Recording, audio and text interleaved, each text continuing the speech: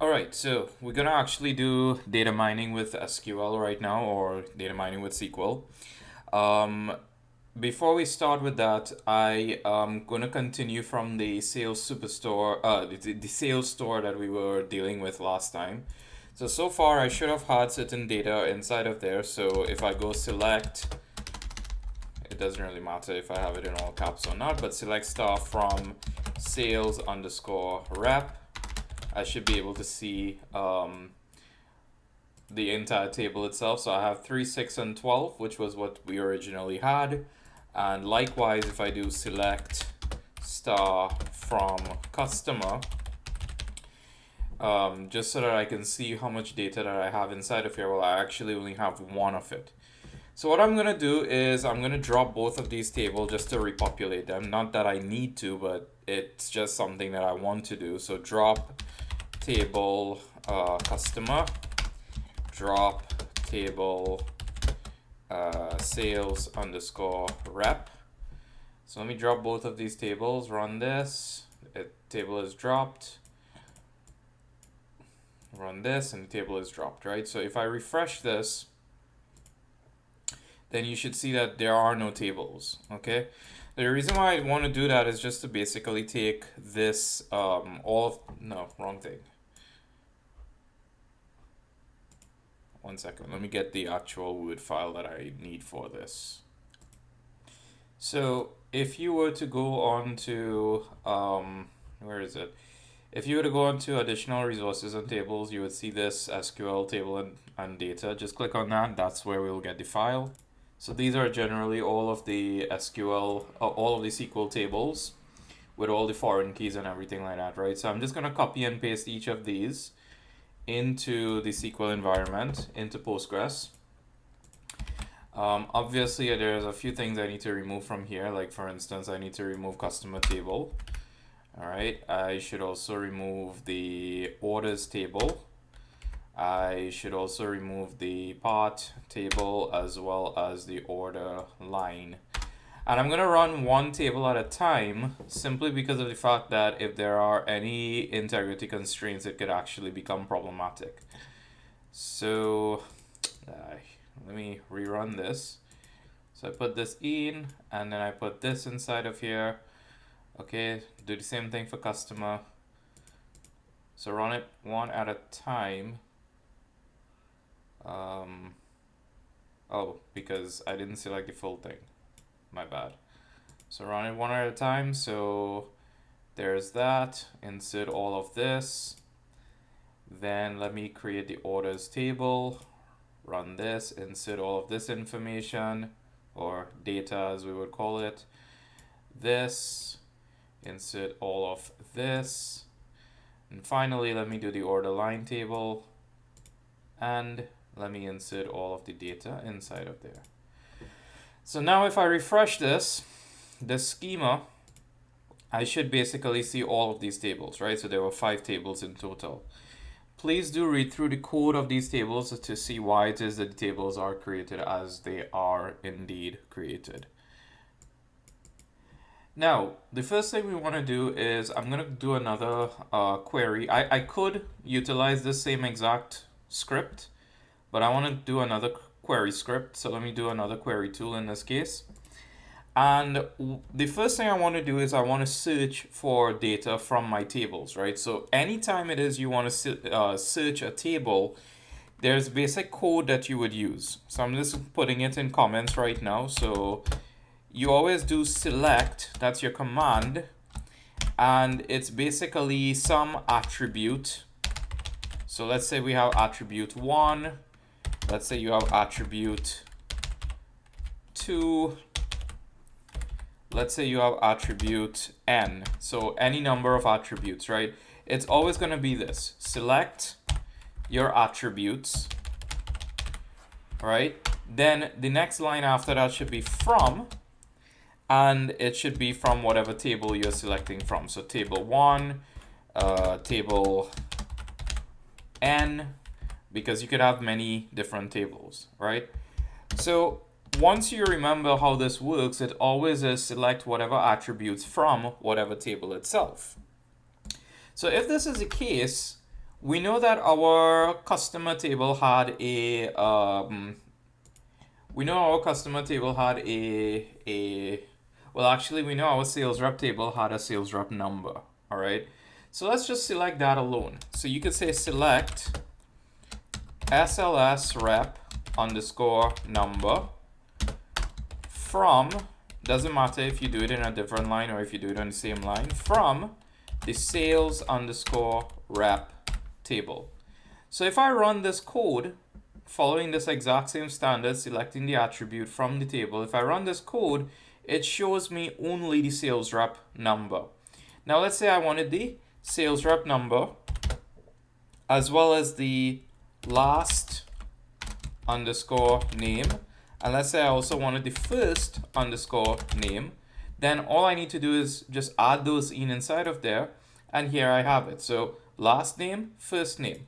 What if I wanted to change the order of this up? Let's say I wanted the first name, let's say I wanted the last name, and let's say after that I wanted the sales rep underscore number, as well as, let's see what else we can put inside of here. Let's also get their commission rate, right? So comma commission underscore rate. All right, notice there's no commas or anything like that. I'm just basically writing this one line of code. Then here we can basically see it. This is our output. All right, this is our table, this is our data, and it shows us the first name first, then the last name, then the sales rep number, and so on.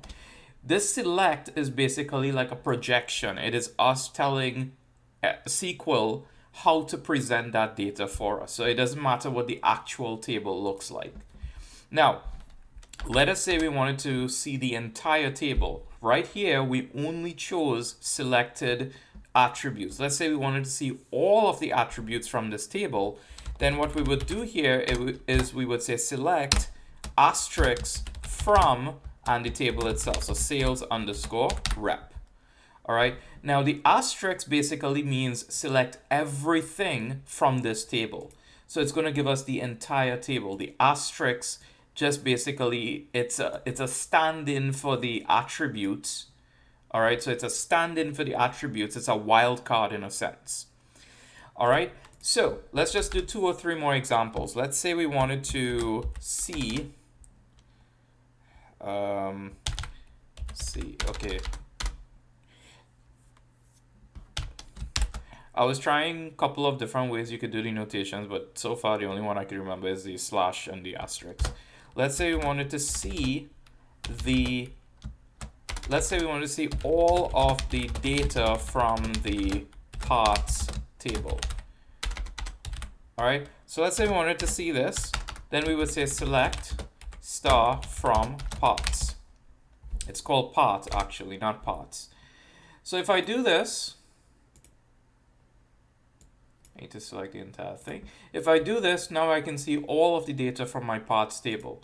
So let's do this, right? We'll constantly keep needing to check each of the tables each time, and I don't want to have to look at this file. So one of the good practices we would do is to just basically look at all tables. View all tables. So we can start with select star from sales underscore rep, select star from customer. I need to get rid of that over there. Select star from orders, and the last one, it doesn't matter which order we do it, but just because of how we have it, well, it doesn't matter. So select star from order underscore line.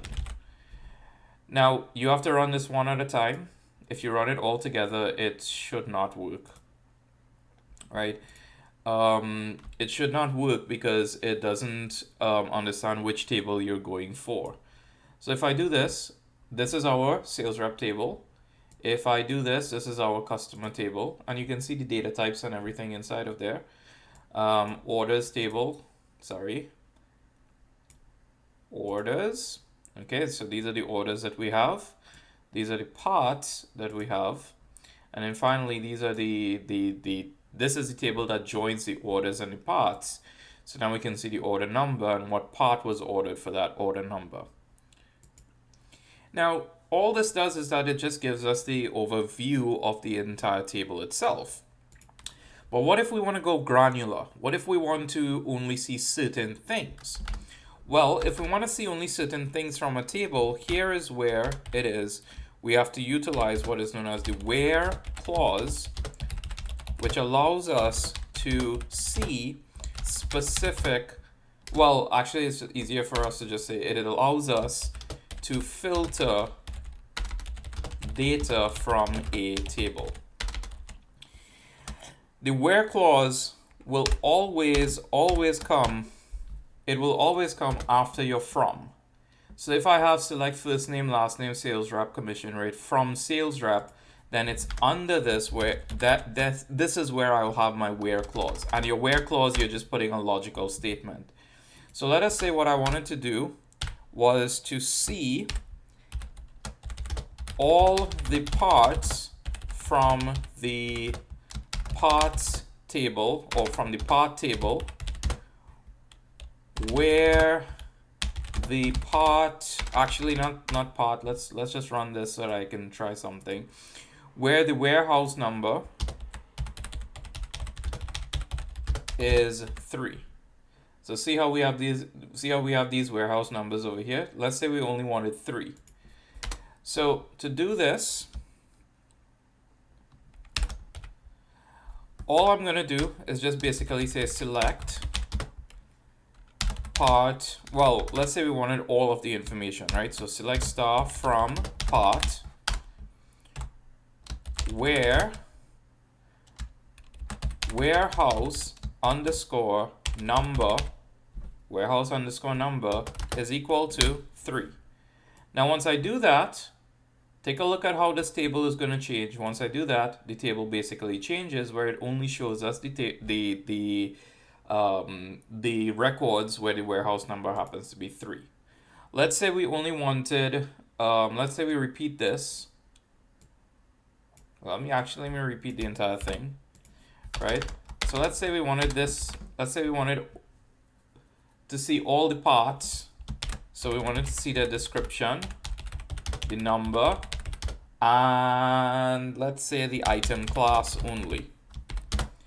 All right, then here we will just basically alter this statement to make it look like part underscore number, comma, part underscore description. And let's also do the item underscore class. Now you can keep the from over there, or you can just basically put it in a different line. It really doesn't matter. Now if I run this, you can see now that it's only showing me the selected information, the part number, the description, and the item class.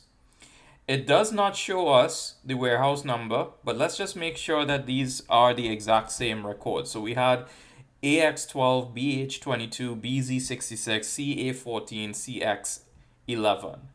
So let's see if we have the same thing. AX12, BH22, BZ66, CA14, CX11, and the warehouse, they're all 3. So even though we are not selecting the warehouse in this case, it is still filtering it out based on the condition that we gave. So let's just do one more example. Let me do the orders table. Okay, not the orders. Let's do the customer table. All right. Let's say we wanted, I'm making this up off the top of my head right now. So let's say we want to see the customer number, name, and let's do the balance and credit limit for customers that were served by the sales rep with an ID of 6. All right, so let's say we wanted to do that. A little bit more complicated, so we do a select, regular select, customer underscore number, comma, last underscore name, comma, first underscore name. We also want the balance, comma, and we also want the credit underscore limit from the customer table where the sales rep underscore number is equal to 6. Now take a look here. We should get this record, which is Ann Samuels. We should get another, well, we should get Tom Daniels. We should get Tran Din, I believe, Tran Din, and then also Mara Galvez, right? So let's look at this. Let's see if we get those results.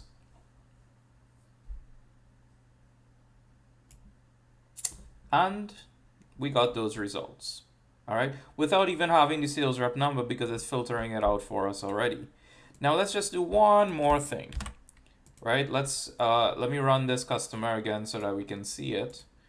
All right, let's do one more thing. Okay, rather than with a sales rep number of 6, let's show how you can filter based on a character. So let's say the city happened to be Ada. Customers that are in Ada.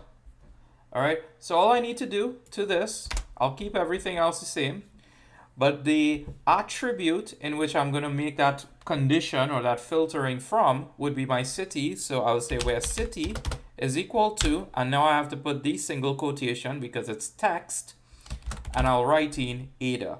So I should only get Mary Nelson, and I should also get Mara Galvez, right? Those are the only 2 Adas that we have. So if I do that, Mary Nelson, Mara Galvez. Now, in SQL, there are a number of additional operations that you would have. So I have notes here for you for those, all right? You have the equal, which we've been using so far to symbolize something has to be something else. You have not equal, which is the greater than and less than sign. Well, in this case, it's actually less than and then greater than. So it makes this diamond looking shape. You have greater than, which symbolizes greater than, obviously, greater than or equal, less than or equal, less than. Another way of writing not equal would be to have an exclamation mark and an equal sign. And then you can also do something a little more strange, which is between or is null. This one is a little bit iffy. But essentially, let's look at the between. Let's look at how this works, right? So we're going to copy and paste this exact thing over here, which is we want to see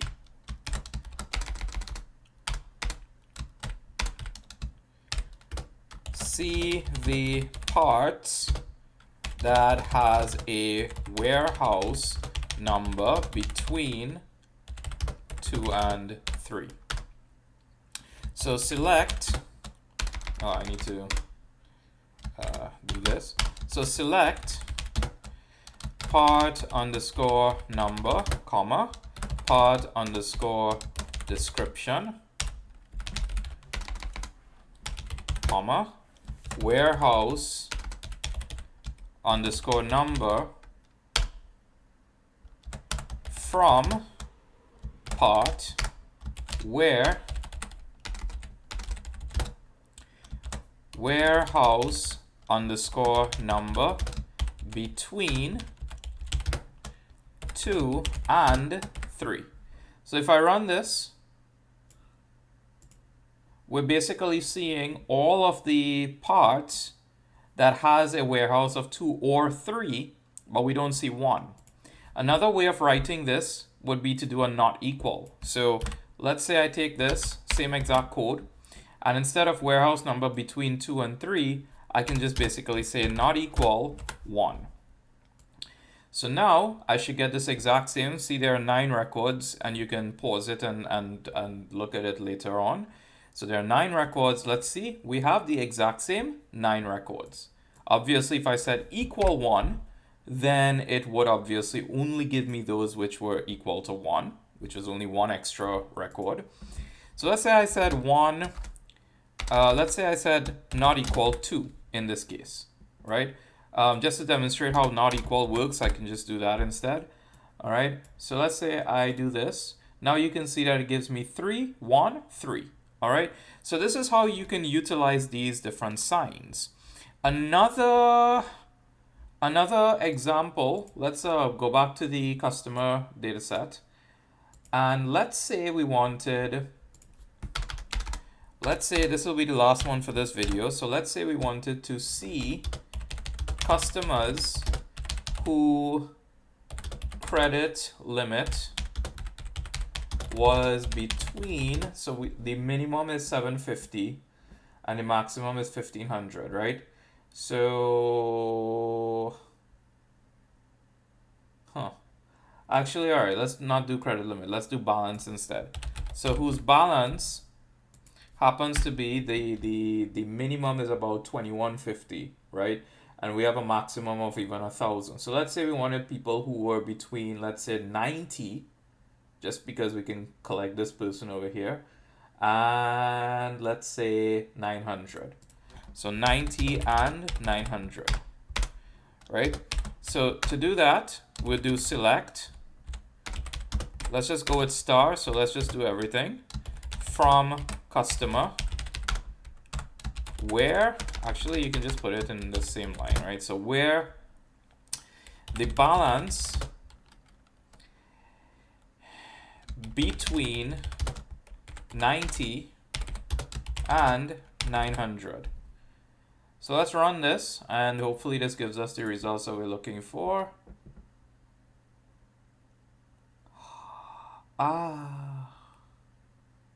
Okay, I now remember why this doesn't work. If you were doing this in SQL Server, it would have worked. But if you're doing it in Postgres, Postgres does not work well with the money data type. So what we need to do is we need to change this into integer. We need to make it seem like it's an integer. So what I need to do is I would have balance dot numeric. All right, I believe this should work. And let me try that and see if it works. Now it works. All right, I'll explain what I did there in a second. So let's just look to see whether or not this actually makes sense. So when we go to our customer, we initially have 10. We initially have 10 records. We have records with balances of 1,817. We also have 1,045. And we also have something that's as low as 2150. But if we say between 90 and 900, it's removing the $21. It's removing anything that's above 1,000. And it's only giving us everything that happens to be between 90 and 900, which is all of these. And obviously we can change this up a little bit and say 90 and 500 if we wanted, right? So if we did that instead, then you would see it's even less records. Now, the reason why it is that I needed to do this over here is if I go to this sales rep, right? The customer, when we did the customer table, we called it a money data type. The money data type is one of those funny data types. Every database, every language that you do, every programming language that you do, and you would see this between Python versus R and so on in your later courses. Every language that you do will always have differences in terms of how they classify data types. In SQL Server, the money data type is able to work quite well with any mathematical operations. In Postgres, that does not really work. So what we have to do is we have to coerce this. So basically we are saying that we are coercing the balance attribute into a numeric data type. So by doing that, by coercing it into a numeric data type, we're now able to see this. We cannot have it as an integer because these are not integers, right? Integers are whole numbers according to SQL Server. So this is basically how you would have to call upon these types of values if it is that you have a data type that does not really function with the functions that you're using. So in this case, you coerce this data type in this, you coerce this attribute into this numeric data type, which is just basically 2 colons and just specifying what data type it is. So this is how you would use the between in this case. and we'll go on with more SQL videos after.